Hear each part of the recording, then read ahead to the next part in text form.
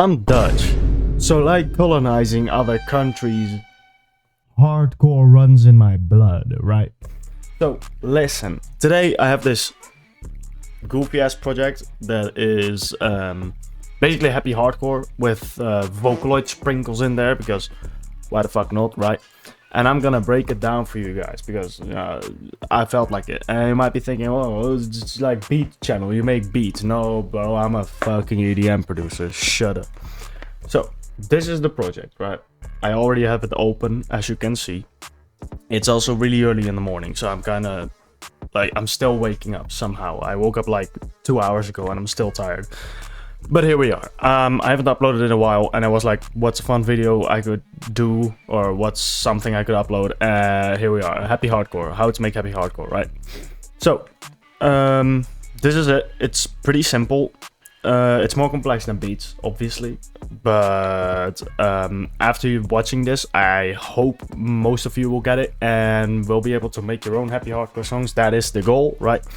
So for any samples or anything you need, feel free to open DMs and DM me a message, and I can send you some sample packs or specific samples that you want from this project. I might give you the FLP. I don't know yet, because this might just be a song that I'm releasing sometime in the future. But here we go, right? So start with a melody or chord progression.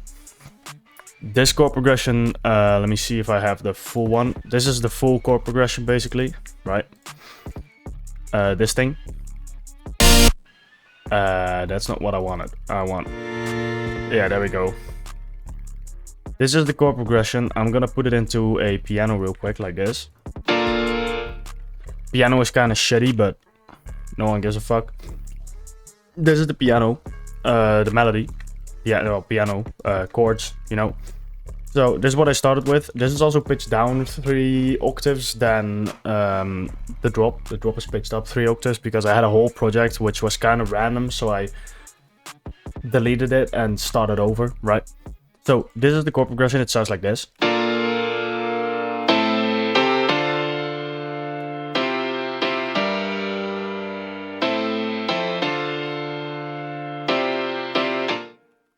This is how it sounds in a drop way. It's 3, yeah.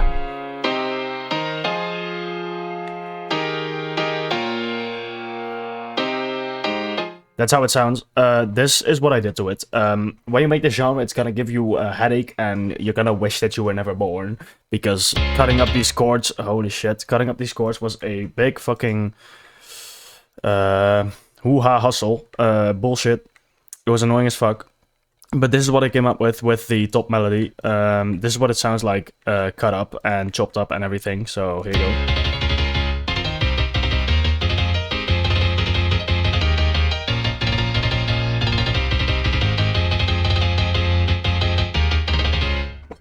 There you go. That's what I did.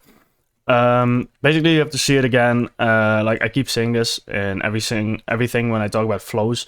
If you're a rapper or a musician or a singer or whatever, making a chord or melody or whatever, making something bouncy, it's always like a flow. Just like how you do rap or singing, you always have a flow. That's the same concept in producing. You want to have a certain flow to your song that's gonna be either catchy or bouncy or whatever, you know? So that's what I came up with. Then I went into Serum, and I made this very simple chord with 2 saw waves. One is kind of slightly detuned with 9 unison. I always go for uneven numbers, so you have 1 middle unison chord here. Like if you look at it, you have 1 in the middle, right, instead of 2. So it's nicely centered. Then I have 1 mono one, which just, you know, I wanted something mono. Put hyperdimension for whiteness, compressor for loudness control, and reverb because reverb, you know. Same chord over here, but I added the sub, whatchamacallit, the fucking square wave, because it makes it kind of thick, you know. Same processing, pretty simple. Some white noise, and with all of that, it sounds like this. That's the wrong fucking thing. It sounds like this.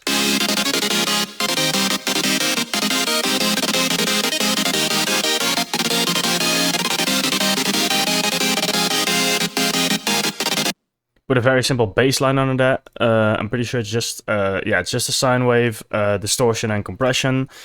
In the post-processing, I put basically nothing. Post-processing for chords is an EQ to... Wait, are those the chords? 79, yeah. No, 79. Here we go. EQ to remove the lows, because otherwise you get clashing, and clashing makes it so you get phasing, which means you're gonna lose frequencies in your lows.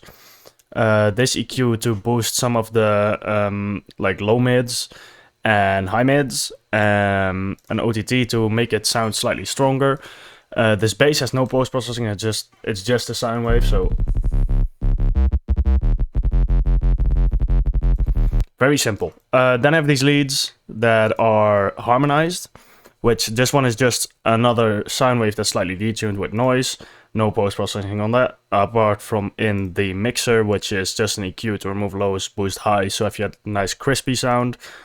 This one is slightly different. I took it from a pack called Hmmmyeas Hardstyle Essentials, Volume 1, which is just a load of same presets for leads, hardcore leads, and hardcore basses and everything.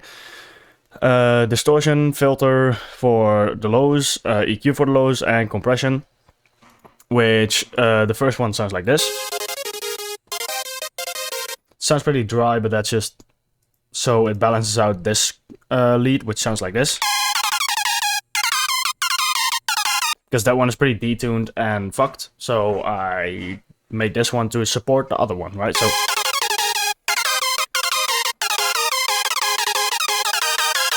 and then the intro, it sounds like this.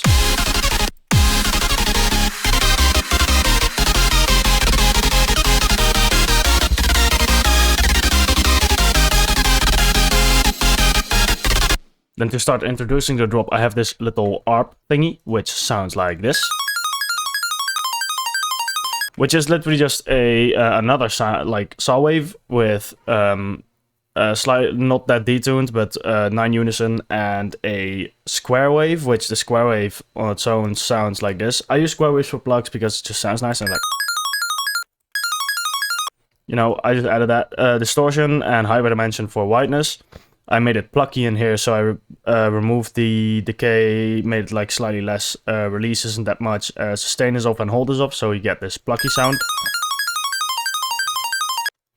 Then I have this Vocaloid thing. Yes, I bought Vocaloid. You don't feel obligated to get Vocaloid if you want to make something like this.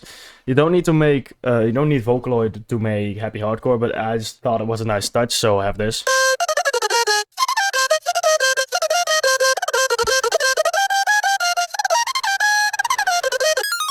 And then in the intro, I have this thing playing over and over again.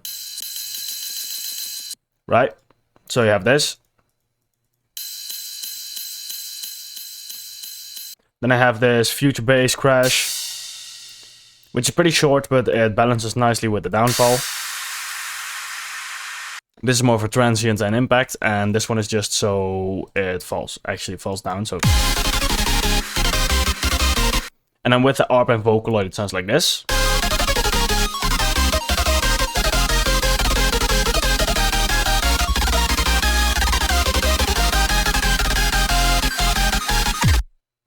Then I have this bass, which is kind of fucked because it's it sounds like this.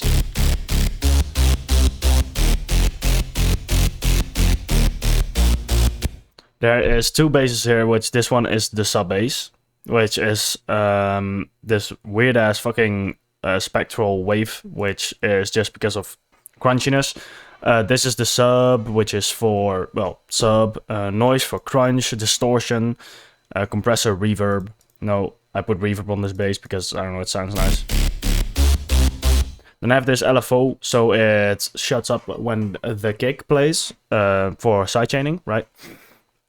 On post-processing, I have this to boost some bass, mids and treble here, and LFO tool as another, basically to ensure that the sidechain works. I don't know why I put sidechain in there, but you know, fuck it, we ball.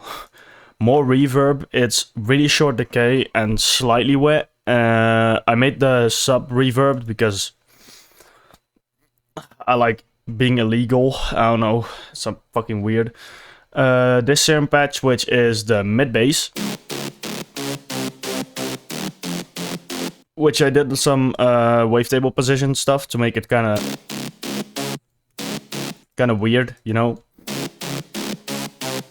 And then I have this basic waveform, which is just for whatever the fuck. I thought there's no sub on here. I did have sub apparently because this thing is automated, but it's not on, so guess that's how it is. Then we have noise for more crunch, distortion, compressor, reverb, same processing. On the post-processing, there's just an EQ with low mid boost and removed all the bass, 150 hertz. And together sounds like this. To cut through the chords with that bass, I had to make it like pretty high-end heavy, like crunchy and shit. So that's why it sounds like that. Because otherwise it wouldn't cut through the chords and it would just kind of be sub-bass and it sounded kind of dry and weird.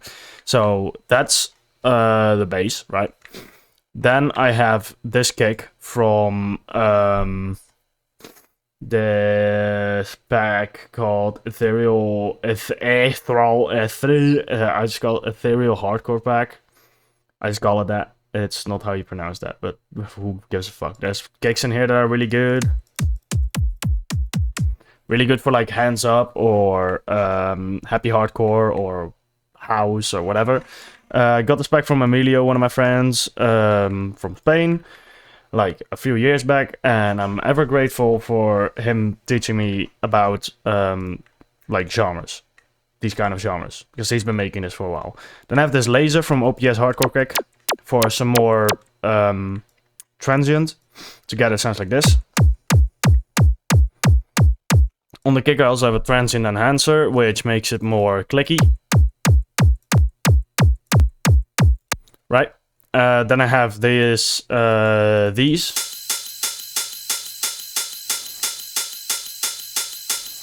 which is basically just, you know, for white noise, which if I didn't have enough, I'm kind of fucking stupid, but I feel like there's enough white noise in here to, you know, make up for the bass. Then I have this crash on here when I switch to the next part of the drop.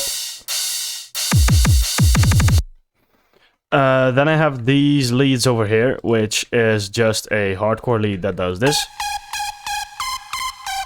which has low end for some reason. That's fucking stupid. My bad, gang.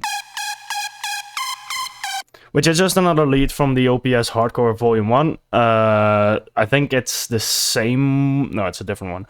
I cannot explain all of this, but you can get the pack. It's like $20 or some shit. It's not that expensive if you want to make this genre. OPS is a good place for hardcore samples and presets. So if you need those, you can just go to their site and get it. So I made this. Just repeats itself. The Vocaloid stops in this part of the drop, so I added this.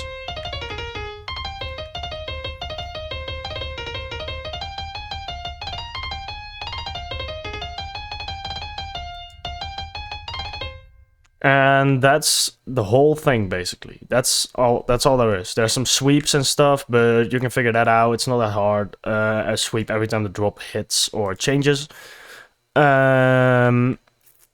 Mastering is pretty simple. I put some like small amount of OTT, only 6% on there. Then I boosted some lows, like sub, and a little bit of highs. Made it slightly quieter for mastering purposes. Sound gradizers to make it slightly more thick, just a bit, right? Just how many percent? It doesn't tell me how much percentage. Okay, let's say about 20% OTT. Sound gradizer, my bad. Boost up more lows and like high mids, and then I have this ozone, which is for removing the whiteness in the sub first of all, and this thing like the side EQ, then the imager, which for some reason this is not mono, it should be, just for another like making the sub mono, then dynamic EQ to smooth out the high end, dynamics to compress it. So every part is the same loudness basically, and then a vintage limiter to make it all hit the 0.5 dB mark, so it's loud enough. And that's all I did. That's the whole song basically. So, final result should sound a little bit like this.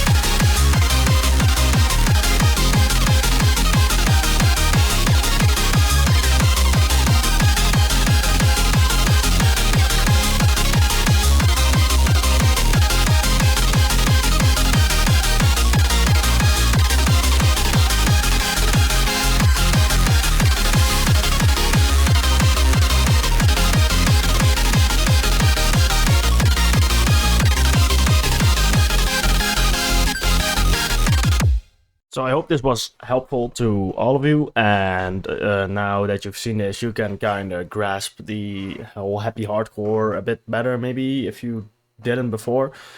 I hope you can make your own tracks with this information.